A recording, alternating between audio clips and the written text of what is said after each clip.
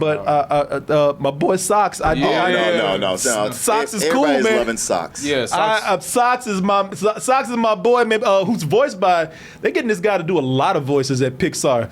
They say, ain't that boy from Up? He was the model. Oh, is that him? Yeah, he was the model. Yeah, Peter Son. Okay. Yeah, he's done a lot of voices for Pixar, man. He's just a funny voice guy. And I'm gonna tell you something, man.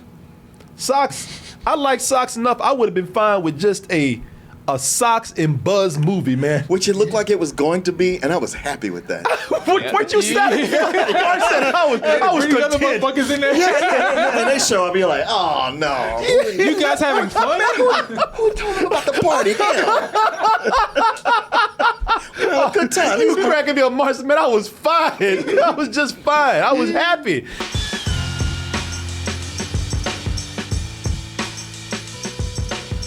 They say one of the greatest comedy duos in Hollywood history is Woody and Buzz Lightyear. Of course, they're from the legendary family film from Pixar, the one that actually broke a lot of ground. Groundbreaking is what they call it. That would be from the groundbreaking film, CG film, history-making Toy Story. It's a big one. Walt Disney Pictures presents... There seems to be no sign of intelligent life anywhere. Hello? No! Damn. People say that's cool and everything. Can watch this all day, man. But you can't help but ask, what's the true story behind Buzz Lightyear, man? I never asked. Well, apparently somebody did. Because they had to make a whole movie about not that damn plastic toy right there. No. They say, I know that there's more to that right there. I want to know about, there's Buzz Lightyear the toy, but what about Buzz Lightyear the man? I said, nobody asked that shit. Yeah, nobody asked. They said, you know what? Nobody asked for 2, 3, or 4. True. But you loved them anyway. But they made money anyway. And they said, hey, you know what? We are pushing this a little bit much. There's got to be something else that we got to do right here. I will give it to them. I will give it to Pixar and Disney. Boy, they do know workaround when it comes to making money. That's true. They told Pixar was tired. They said, please, Mr. Mouse, look, we ain't got no more Toy Story. We are out of toy puns. We have done all we can do with toys. They can only escape and run around so much, Mr. Mouse. I don't know what else to do, sir. Well, you better. Well, fellas, y'all heard the mouse. We better find one. What'd he say? You don't want to know. Just get back to work. So, you know, when pushed to the limit and, you know, having your job and your family's probably threatened, it's amazing. It's amazing what you can come up with. Sure. That's when they said, well, how about we don't tell any more Toy Stories? How about we do tell the story about the movie that inspired Andy, that made Andy want a Buzz Lightyear? Sure. It's like, hey, Buzz Lightyear, but what's he based on? Oh, a movie character. Yeah, they always talk about how Andy loves Buzz Lightyear, and Buzz Lightyear was apparently based on something out there, and that would be a movie. And now that movie has jumped from that universe to ours. Oh, these goddamn multiverses. I can't take it. And now we get to see what Andy saw that turned him into the little American consumerist that he is. A lot of people were very excited about this. A lot of people did wonder what is the movie, what is the franchise behind Buzz Lightyear. And hey, look, if anybody's gonna go out there and make it something wonderful, it's gonna be Pixar themselves. So let's go ahead and take a look at Lightyear, which chronicles the story of, again, the man Buzz Lightyear. What were his adventures? Who were his enemies? Who were his friends? We're gonna find all that out and more. And mostly find out, was it worth making a movie on? Lightyear, we'll be back with our reviews. Did I get it? Pretty close. I need you know what I'm saying, the harpoons? Boy, I'm gonna tell you right now. Oh, Taika Waititi. Taika Taika Waititi. Waititi, yeah. Taika Waititi. I'm gonna tell you just a little spoiler alert right now. He was making me mad. Yeah. You get on my damn nerves, man. too, man. I'm about Waititi'd out right now. just letting y'all know right now. A little glimpse at what is coming during the review. Do not vomit inside the vehicle. Do not vomit inside the vehicle. If you are satisfied with this recording, speak or select 1. We got to talk about how this relates to the original Toy Story, because they say that before Buzz Lightyear, they opened the movie with this. They say before Buzz Lightyear became Andy's favorite toy, this is the movie that he saw. I don't think so. I don't think so either. Y'all bullshitting. Go ahead. I think they got lost in the concept of whether this was going to be the actual Buzz Lightyear or the movie Lightyear. Because there's way too much in here that you would not take a little kid to go see. You know what? Yeah. I'm just gonna say this. Excuse me, Pixar. You made it. You know what you're doing. You called the shots, but you a goddamn lie. This is not the movie that Andy saw, all right? Yeah. Because this movie is light years ahead of whatever was going on in Andy's world at the time. Exactly. How the hell you gonna sit up here and let me watch? I just saw Toy Story. Right. And people watch Toy Story all the time. How the hell you gonna sit up here and tell me that this is the movie that Andy saw where Andy don't even look like them characters in there? Andy looks like that would have blown his mind to see that. Andy don't even look like these characters in this movie. Andy looks like a mutant compared to these people in this movie. He does not look human compared to the people At in that all. movie. Hey, y'all, you say it, sure. Whatever, Pixar, whatever you say, but bullshit. You gonna sit up here and have me looking at this nice, chiseled, handsome man right here, and then I'm looking at this kid whose face looks like a ball sack right here.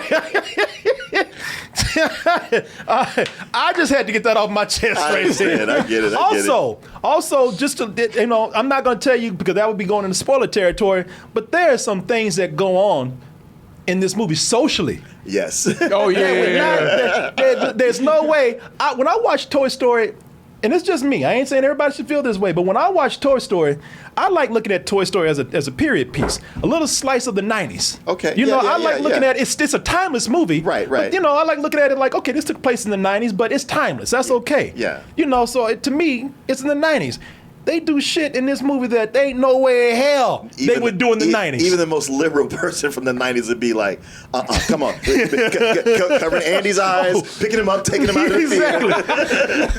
Looking at this lesbian shit. Looking at porn. Y'all, Disney would be getting all kind of letters. Mom, no, I don't have anything against them. It's just, I don't know how they're going to raise the kids, that's all. Yeah.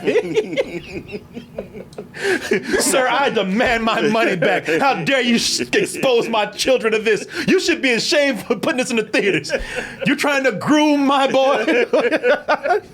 Unless Lightyear was the most progressive movie of the 90s. Sure. A children's movie about space would be the most progressive movie in the country. Pixar, you would have been better off not saying shit, okay? Exactly. Just don't say shit. Just make a movie about Lightyear and I'll be fine. I ain't got to know about Andy and his goddamn. Andy ain't got nothing to do with his this. monstrous looking ass thing. Listen, you don't have to make any kind of connections. It's not hard or anything. We don't see Andy going to the movie or anything like that. No, they put that disclaimer at the beginning of the film and don't mention it ever again. And let it go. For those people who just want to have some sort of tie-in to Toy Story, there it is. Fine. It's easy to ignore. Not really, but it's because it's the first thing they tell you. So it's in the back of your mind the whole time. You're like, I don't. All right. God damn, y'all couldn't even give me. You couldn't even give me like a new version of Andy. But okay. So got that out the way. I just want to get that off my chest. Now I got to ask the $1 million Pixar question, which is this up with Pixar's best movies? And so I'm going to answer that real quick for you. For me, the answer is no. I can tell you that hands down, real easy. shock and awe. And, hey, where y'all going? Come on, hey, come on now, hey. Who you bullshit? Now that depends, though. That depends on what you're looking for. On the production side, yes, of course, man. You know Pixar's always gonna bring it with the production and the animation, man. And for them doing a science fiction film, yeah, as far as the look, it's pretty badass, man.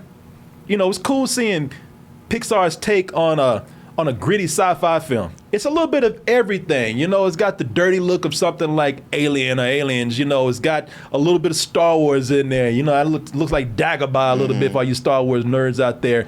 It's also doing the thing that a lot of sci-fi movies that I love what they do. You know, they make all the stuff look used. A lot of things look. They look they don't look very clean. There's surfaces are scratched. There's smudges on everything. You know, that's cool, man. I like that. I like that in live action or animation. The environments are very cool, man. You know, I love how in this movie, they go the planet that they land on. Because first of all, let me tell you a little bit about the plot. So what happens with the plot here is that Buzz Lightyear is on a mission with the Starfleet or Star Command or whatever. Yeah, Star Command. Yeah. Star Command, and poor Buzz, he was trying to do the right thing. It ain't really his fault. He ain't no anything, but somehow he's trying to go to hyperspeed to get them to their destination. Him and his crew, who are in cryo sleep, which is a very popular thing in science fiction, and he can't make it through no fault of his own, really. And he ends up getting them stranded on this planet. Now, cool, they managed to adapt, and it's crazy how they do because on this planet, everything is trying to kill them. You know, if the plants ain't trying to drag you down, then the giant bugs are trying to lift you up and take you away. Engage stealth mode. It should buy us enough time. See, I thought that was cool, man. Yeah. I was like, oh shit, man, this is some real sci-fi. They thought the tech through. Sure. I thought that was pretty badass.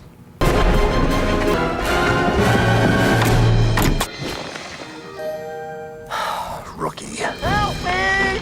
Shit, if that had been Star Trek, they would let his ass go. You better be glad you're in a Buzz Lightyear movie. But they would have been like, oh. Yeah. Oh, man. Oh, shit. Sorry, man. Yeah. It's some cool stuff to watch, man. You saw the action in this. They're not trying to, it's still a family film, but they're not trying to be too timid with it. They're going in, slicing and dicing bugs and being all cool, shooting things. Got the little mini lightsabers with them. It's a lot of cool stuff that's going on. On the visual side, the production side, of course, Pixar's gonna always bring it.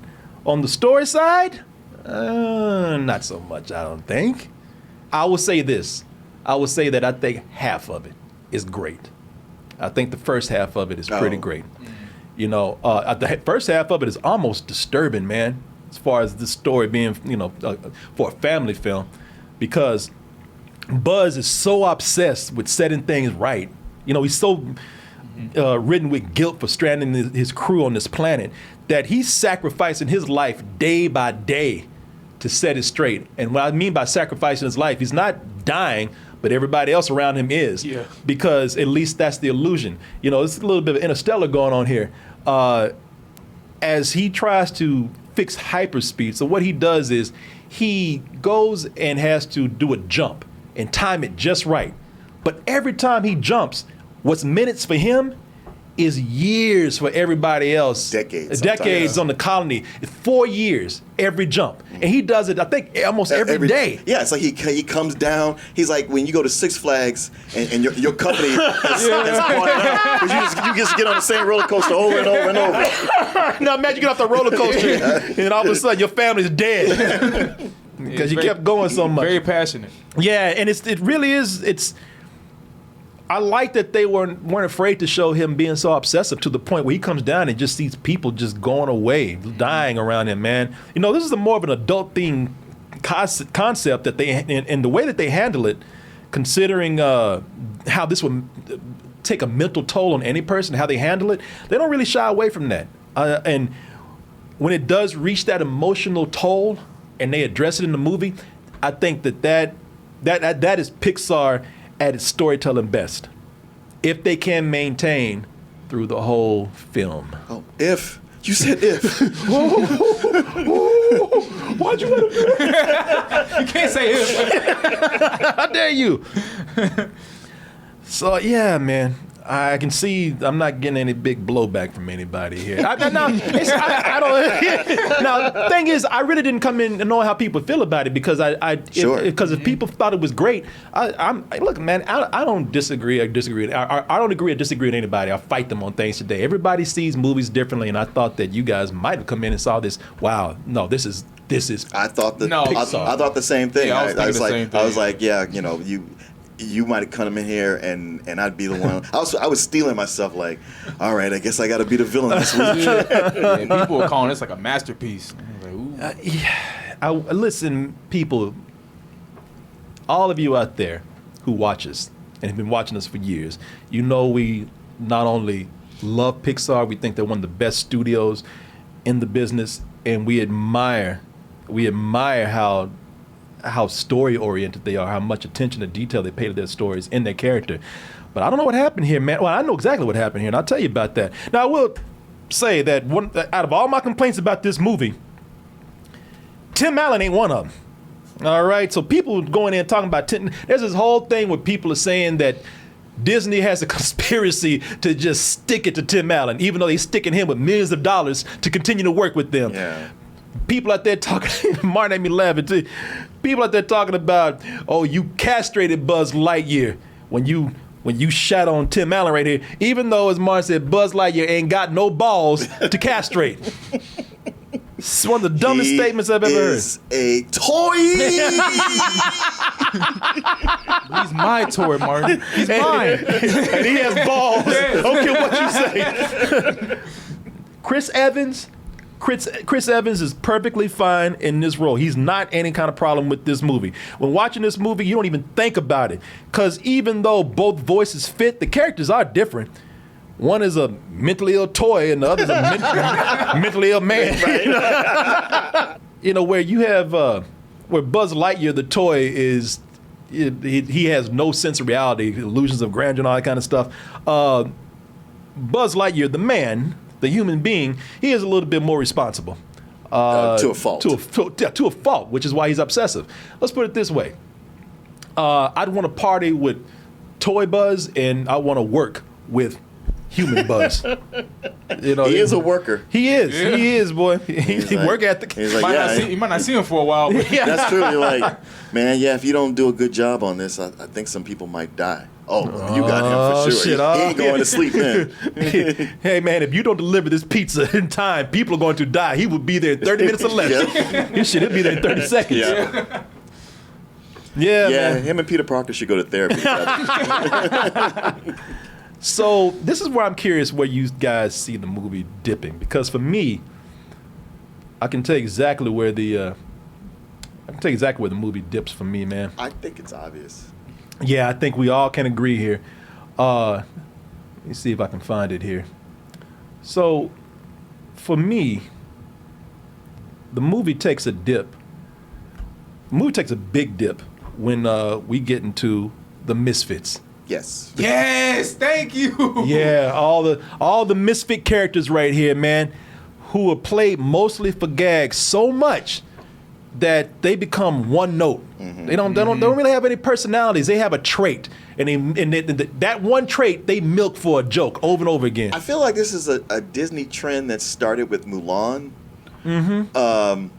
But those characters eventually become endearing. They do. And here, not so much. No. They're one note, man.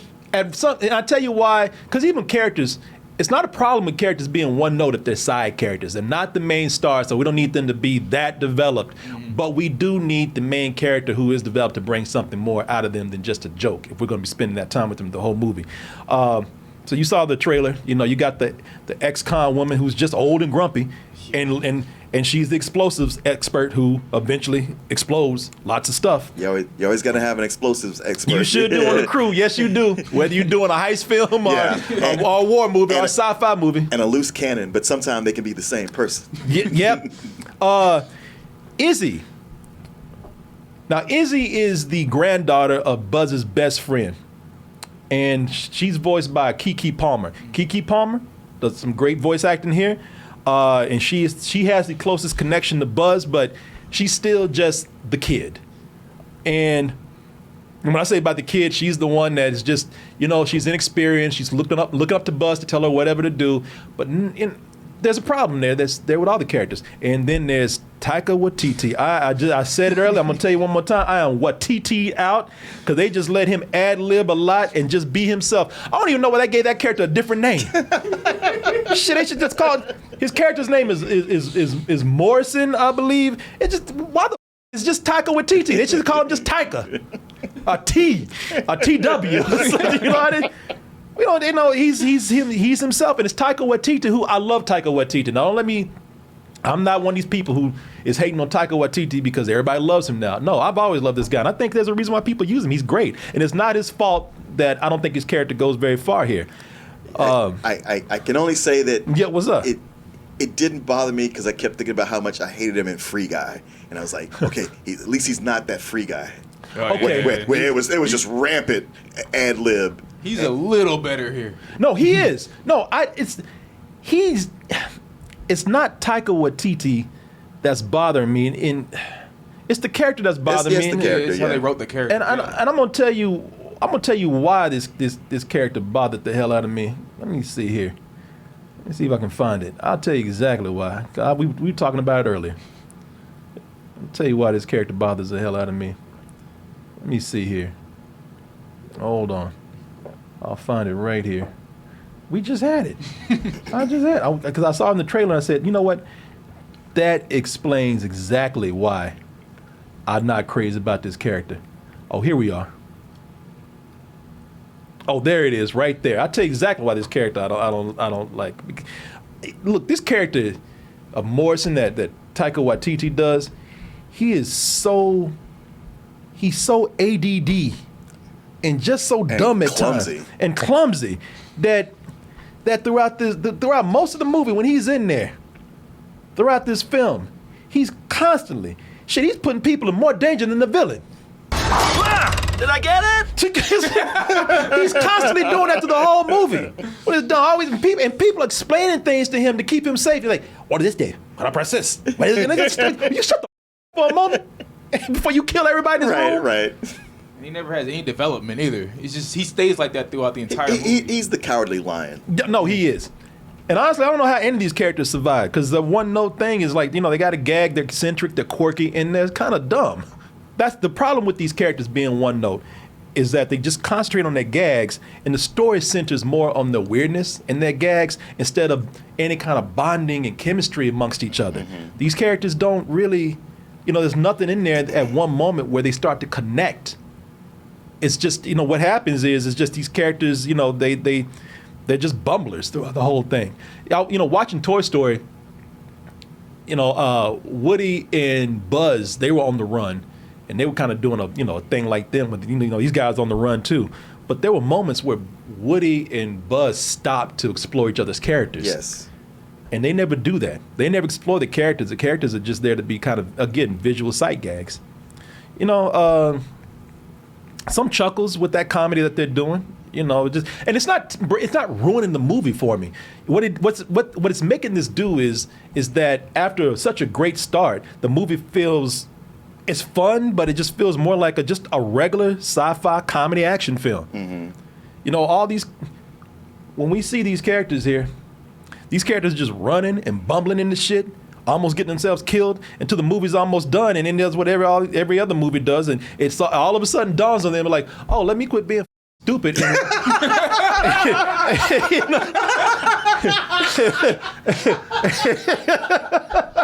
Let's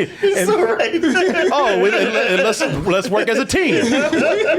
It just dawned on him like that. Yeah.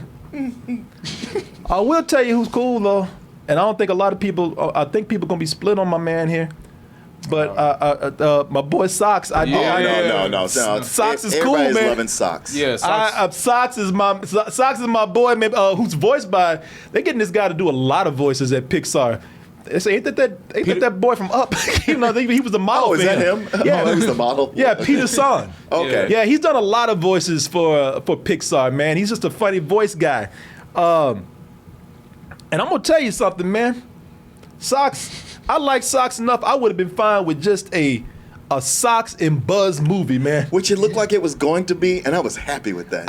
What you said? I was Bring other content. motherfuckers in there. And they show up, you're like, oh no. You guys having fun? Who told him about the party? Hell. We had a good time. He was cracking me up, Marcy, man. I was fine. I was just fine. I was happy. Yeah, man. I was very happy with just a Buzz and Socks movie, man.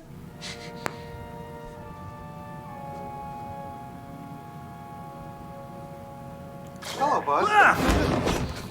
And that was my reaction when I first saw the trailer. I was like, shit, what is that? I am Socks. I can provide sleep sounds if you like. I have several options. No. White noise is fine. Very well. Good night, Socks. Good night, Buzz. Now, I'm going to tell you, Socks, he still creeps me the hell out sometimes. I don't want him in my house, but I'm a fan.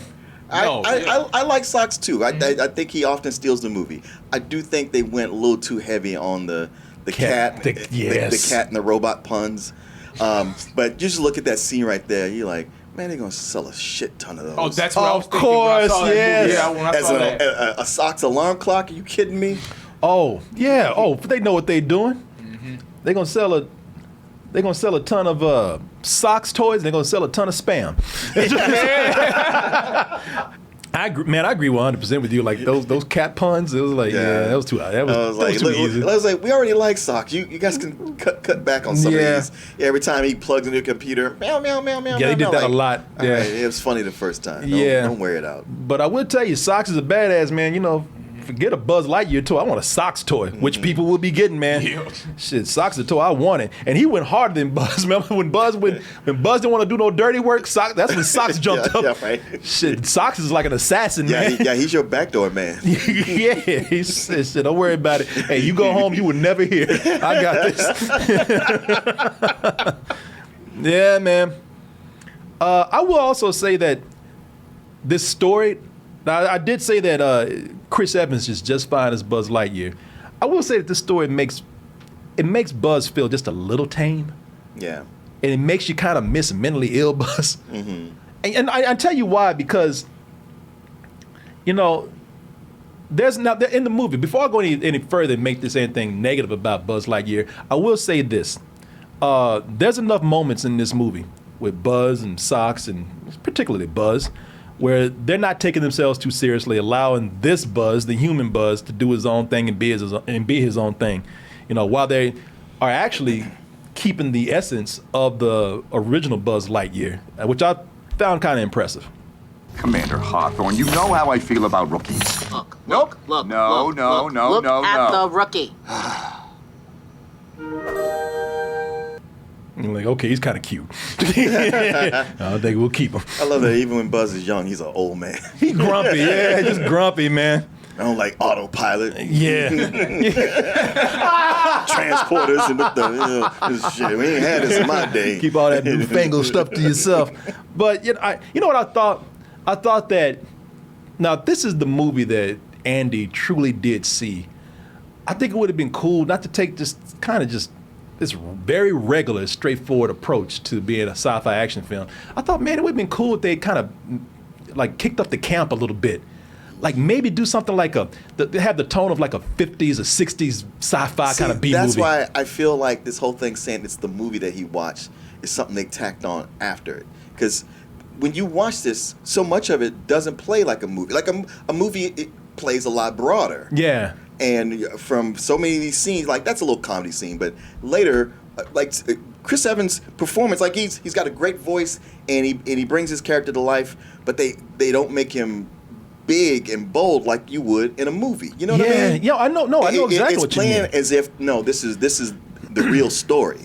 Yeah, and I say don't take them too seriously, but as the movie goes along, they kind of do. I think so. With this, I with the story that they have, where this guy kind of got these people stranded and he's kind of guilt-ridden about it.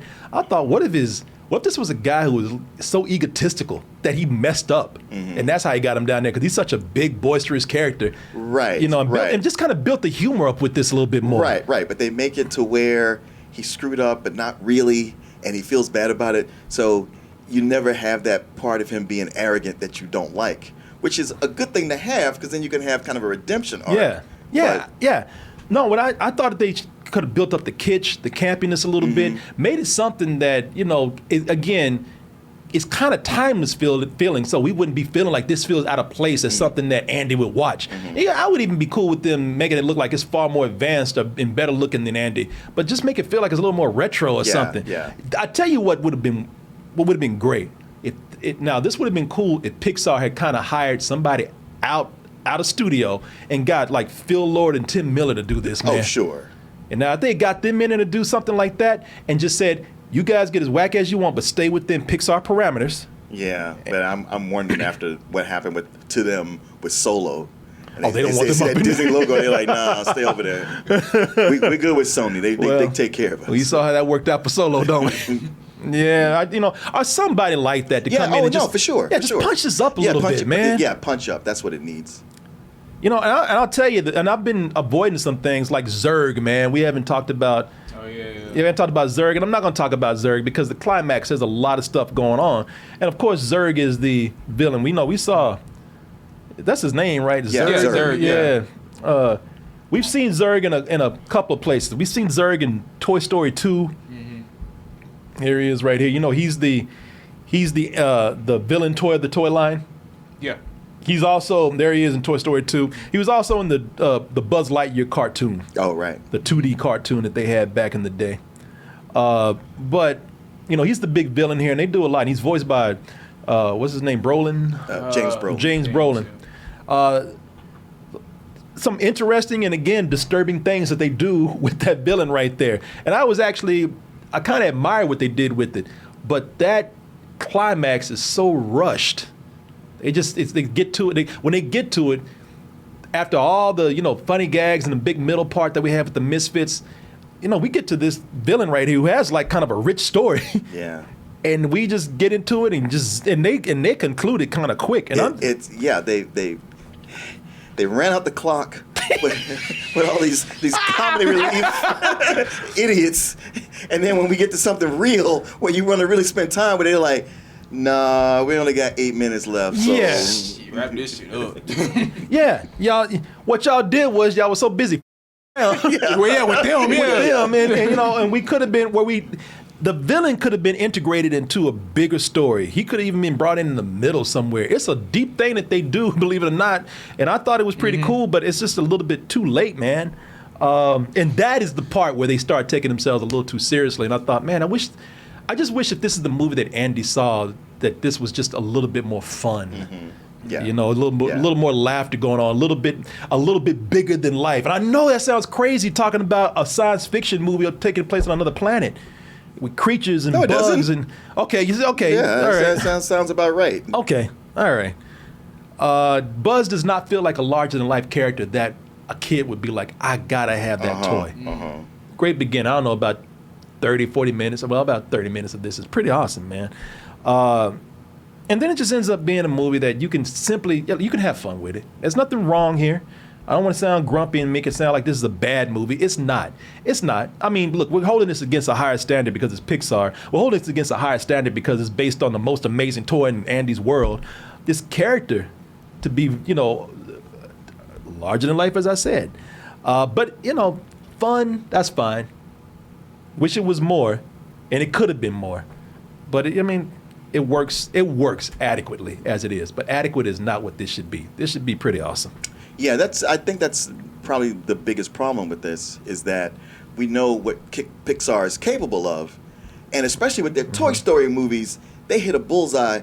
They've shot the bullseye and then split it with another arrow and did it again 2 more times.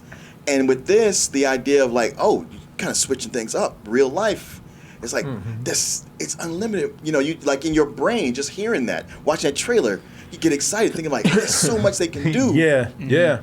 And yet, so much of it feels like stuff you've seen, and it's not willing to go much further than that. That's exactly what you mean. It's interesting that once again you got Chris Evans in a Disney property where he's a soldier, and the last we see him, he's in a plane.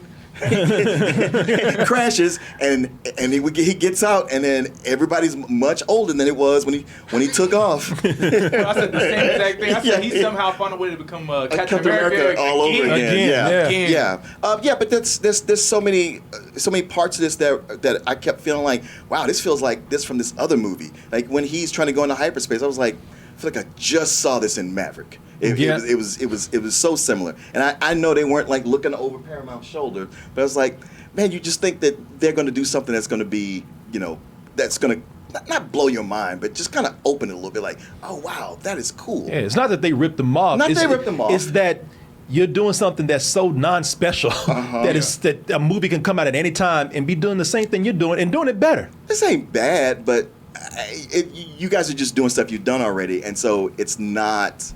It just doesn't feel like honestly the villain. I just knew right away. I was like, I know who it is and I know what he's about. And I was disappointed to go like, shit, I was right. Damn. Man, this really felt like one of Pixar's safest films. Yeah.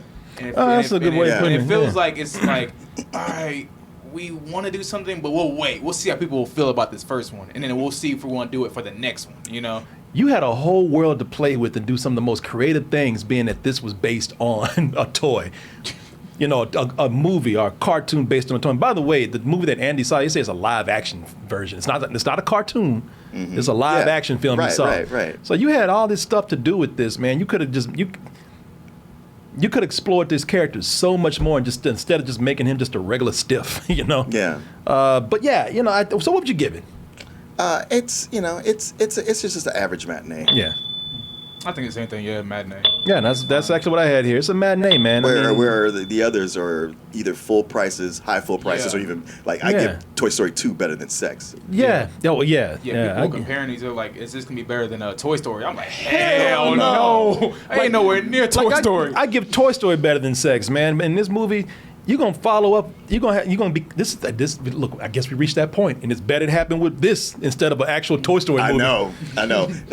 I mean, we can still say they've kept their streak for the most part. Yeah, so Toy Story still goes unblemished. It's one of the best franchises out there. But this right here, and again, I'm not gonna even say for Pixar, man. If this was DreamWorks that had done this, if this was Warner Brothers that had put this out, I still say, these are ideas that could have been so much better. But you know what? And in fact, if DreamWorks had put this out, I'd be like, well, it's par for the course for them. Just going out and you had a team out there that was a little more motivated than usual. But it just feels like y'all putting out something to make some money. Well, DreamWorks has more of a habit of going, hey, our animation might not be as good, but we got to be funnier. Yeah. We got to write better jokes. And that's what this needed. Yes, no, it really did. It really did. Yeah, it's a matinee for me, too. I even had that written down. I was like, just a matinee. Yeah, that was all right. The disappointment comes in that not just putting the Pixar name on it, but seeing as the movie goes along from being great to just dipping, man, where it could have been better.